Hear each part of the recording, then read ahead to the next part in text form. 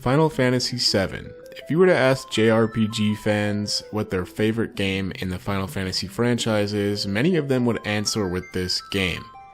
But if you were to ask what the most influential game in the series is, or JRPG genre as a whole, a large majority of fans would name the 7th entry in this storied franchise.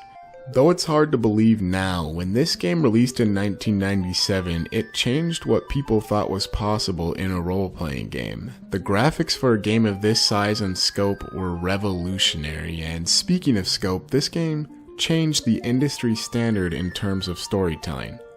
With all the extra room on PlayStation's discs compared to Nintendo's cartridges, Square was able to craft an in-depth tale with fleshed-out characters and dialogue. Simply put, it was one of the most ambitious undertakings Square has ever attempted. It should come as no surprise that a remake of this game would be one of the most anticipated games of all time. There had been numerous hints and trailers from Square Enix indicating that they've been contemplating remaking this game for years. After some time of silence, many fans assumed that all hope was lost for a remake. That is until E3 2015, where Square officially announced that they were doing a full-on remake of Final Fantasy VII.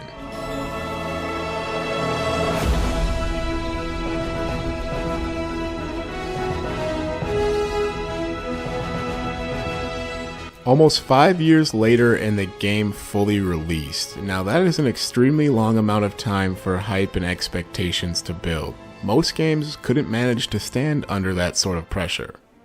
But Final Fantasy VII Remake found a way not just to do that, but also to expand upon the themes and ideas of the original in meaningful ways.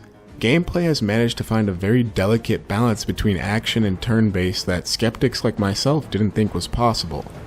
This truly is a complete package, and it's obvious that a lot of care was put into this project. Without further ado, let's get into our in-depth analysis of Final Fantasy VII Remake.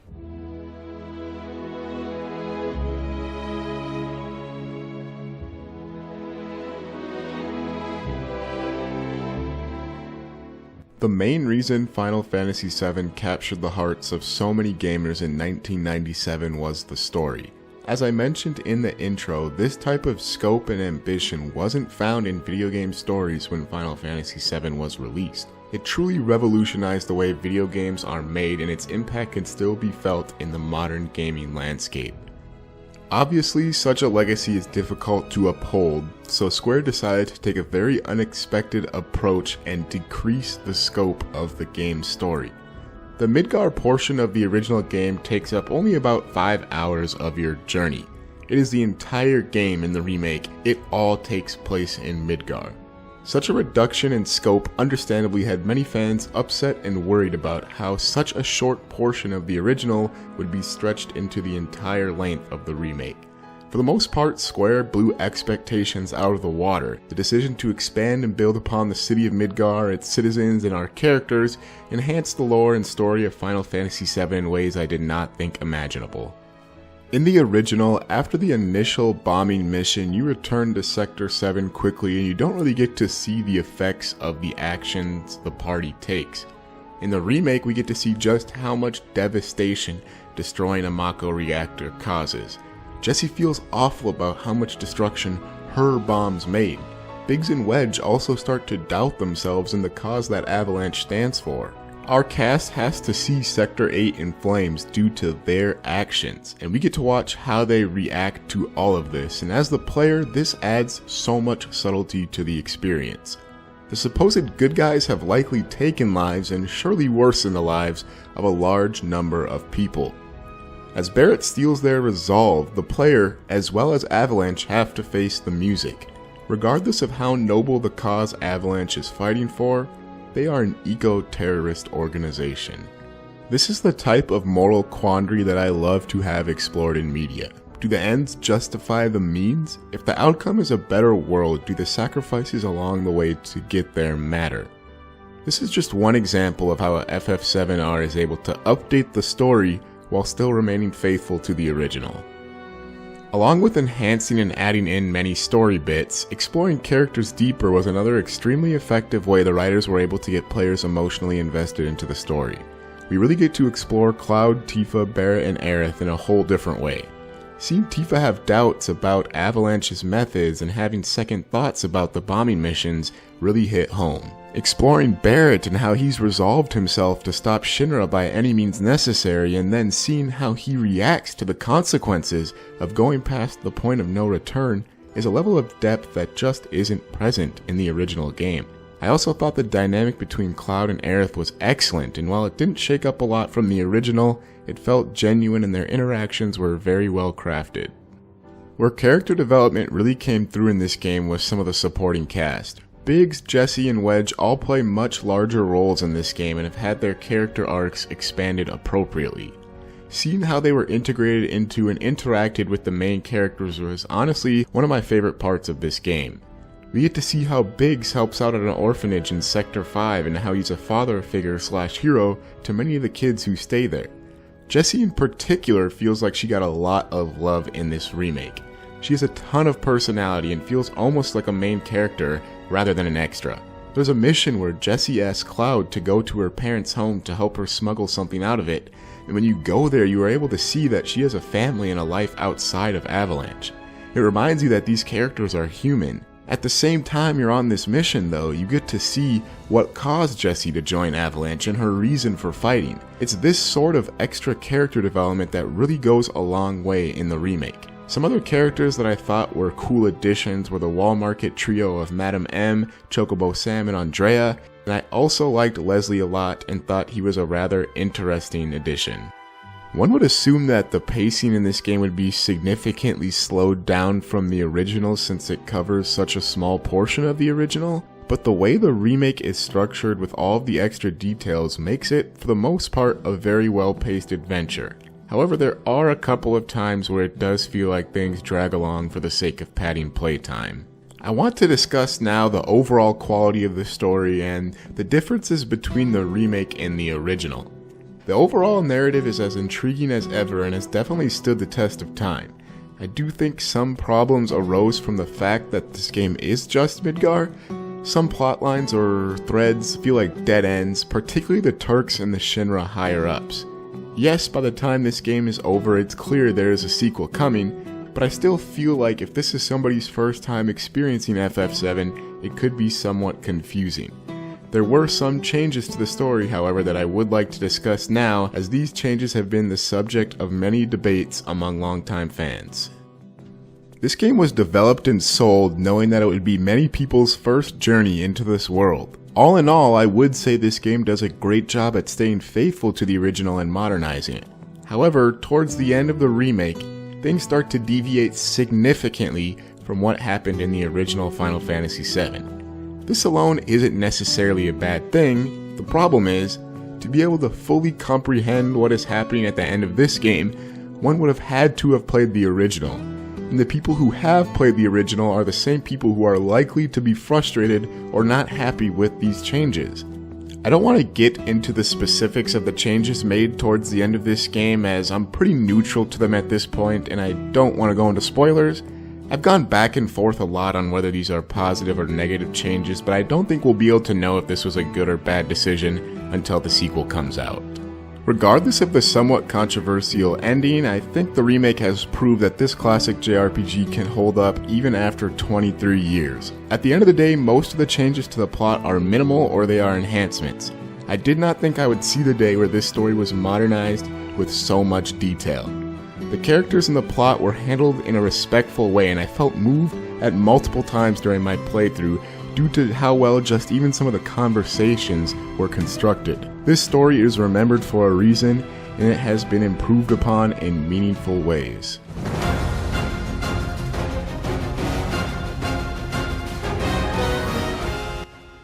Pre-release, there was a big elephant in the room with FF7R. How was the battle system going to be handled?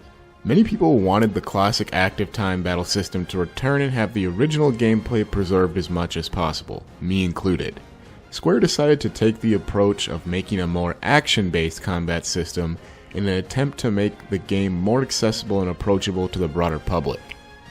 This isn't really surprising considering the recent trend of different forms of real-time combat that Square has seemingly been captivated with in their mainline Final Fantasy games. Despite making the combat action real-time based, they were able to pay respects to the old ATB system by integrating it magnificently with the fast-paced action. Over time and as you attack enemies, the ATB gauge will fill up. By default, each character has 2 segments of meter to fill up. When the bars are full, you're able to use special actions. These actions include using spells, items, weapon skills, and summons. When selecting what you want to do with your ATB meter, time slows almost to a complete halt.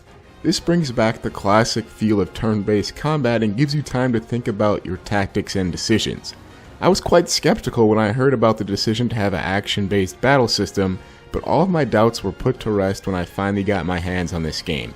It was finely tuned and it is the perfect mix of old and new. Another reason the combat worked so well was how different each character felt. All 4 characters in the game have their own unique learning curve and style of play. Aerith likes to set up support abilities and help the team out from afar, and even though Barrett is also a ranged attacker, his skill set and style feel so much different. Cloud has his classic Buster Sword and is able to swing attacks that feel weighty and powerful.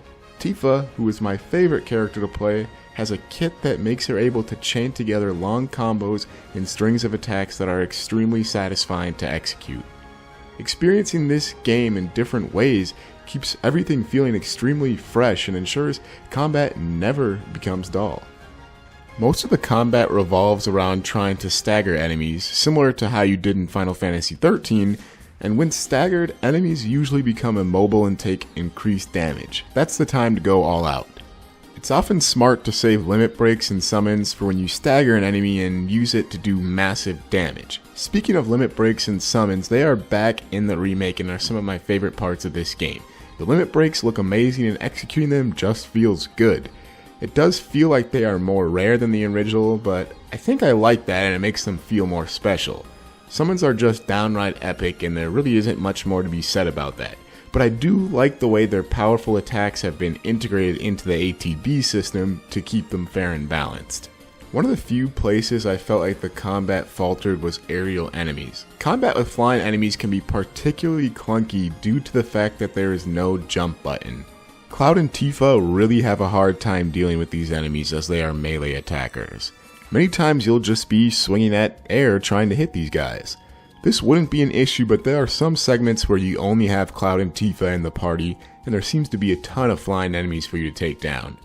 There's also the problem of the stagger system in boss fights. Many times you'll stagger a boss and then unleash a limit break that you've been saving up, only for a cutscene to interrupt it and making you lose all of your damage. On top of that, the boss's stagger gauge will be reset, which can be extremely annoying at times because you don't know which bosses or when this is going to happen. These are pretty minor complaints about the battle system, but I do think they were worth noting. Apart from combat, another key component to any RPG is progression. FF7R has a couple different avenues for you to grow your characters throughout the game. The first is basic leveling. There isn't really anything special here, it's pretty standard. As you gain levels, your stats will increase. The more interesting progression comes in the form of the materia system and weapon upgrades. The materia system is almost identical to the original game. Materia teach you specific spells and abilities. For example, Cure Materia allows Cure to be used when it is equipped. Fire Materia allows you to cast fire and so on. Materia can be equipped to weapon and item slots, and if you use certain materia in linked slots, you can get some pretty neat passive effects. Materia grow as you accrue AP and grant you access to more powerful spells and abilities as you level up. Materia isn't bound to a particular character, so you could transfer it freely without worrying about losing any progress towards these new abilities. There's a reason that the materia system from the original was so revered, and I think it was a very smart move to preserve it in the remake. The amount of depth and customization it offers really allows you to set up your team the way you want to play the game. The weapon upgrade tree is a completely new system to the remake that brings in some interesting dynamics. As you level up, you gain skill points which you're able to put into weapon skill trees. You spend SP to unlock passive stat boosts and extra materia slots. It should be noted that when you level up, each weapon gets its own SP. This means that even the first weapon, the Buster Sword, is viable at the end of the game, which allows you to use whichever weapon suits you best. For the most part, weapons for a particular character are very similar.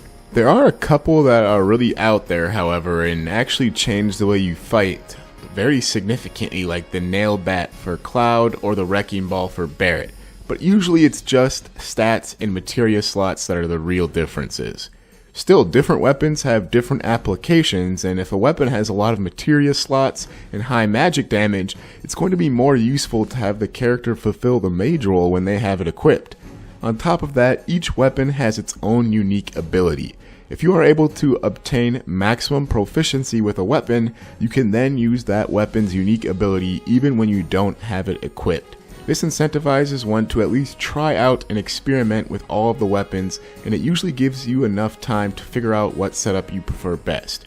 Although I do think the weapon upgrades were a good addition overall, I feel like the fact that every weapon is viable sometimes makes it less exciting when you find a new one.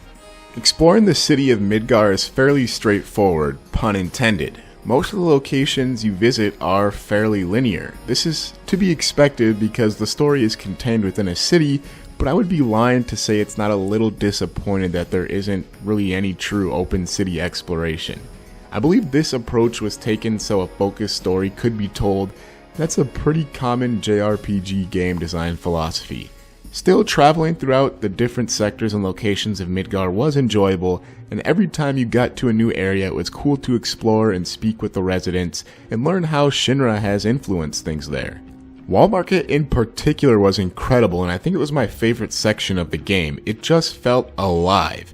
Each new hub usually has side quests that you can perform to get a better feel for how the general populace is doing and their morale at the time.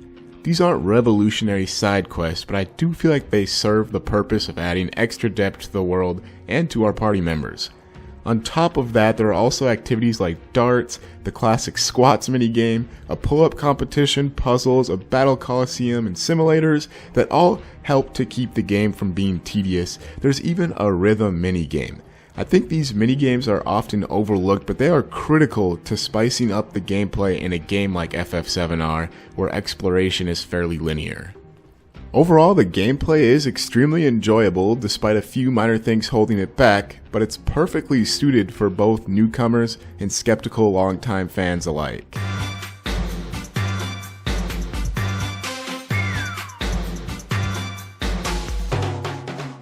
Simply put, this is one of the best looking games graphically on the PS4. It does a great job of blending realistic graphics with the iconic style of FF7.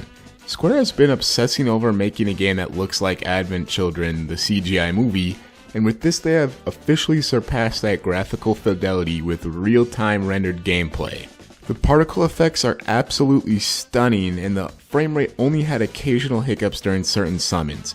I really thought the facial animations were well done and added a lot of nuance to the game with the non-verbal cues they presented. The only game that is definitively better looking than this on the PS4 is Last of Us 2, which really says a lot about what Square Enix was able to achieve with Final Fantasy VII Remake.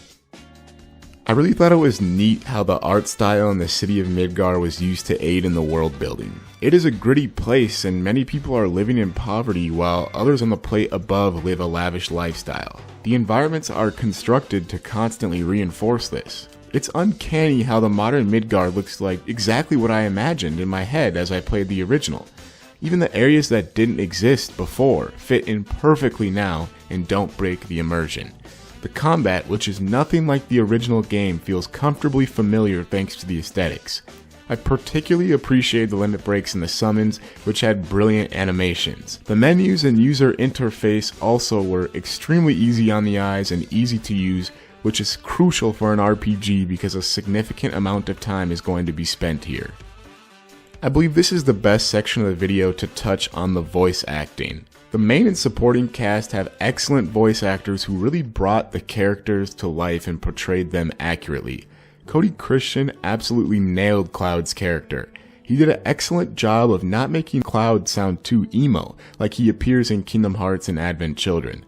The voice direction was excellent and conversations and speech felt natural.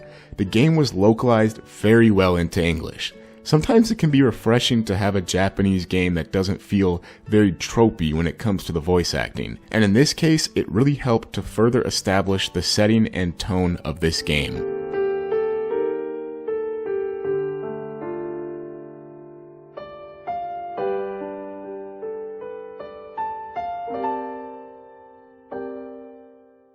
We couldn't talk about a Final Fantasy game without discussing the music. FF has some of the highest standards in all of gaming when it comes to music, and this game lives up to that standard. There are many remixes and callbacks to Nobuo Uematsu's original score, which were able to successfully appeal to nostalgia while also sounding more modern and complex. The main battle theme is still as catchy as ever, but there's something a little more epic about it when it has orchestral sounds. Songs like Tifa and Aerith's themes were enough to put me in tears from how beautifully they've been remastered, which testifies to the fact that music is the cornerstone to evoking emotion in media. This game doesn't just have remastered tracks though. Masashi Hamauzu was brought on to create new original songs. Hamauzu has a very recognizable and distinct style, and many of his tracks in this game are reminiscent of FF10 and 13. That isn't a bad thing though. Many of his new tunes became some of my favorites. The Collapsed Expressway, the Wall Market theme, and Rough Waters, the Sewer theme, are a few that come to mind. I did find it a little weird that there were some songs in this game that you wouldn't have heard in the original until after you left Midgar, but it didn't bother me too much because they sounded so good. There isn't much else to say except for the music just fits the game so well, and the combination of new and old brings a level of ambiance and mood not seen in many games.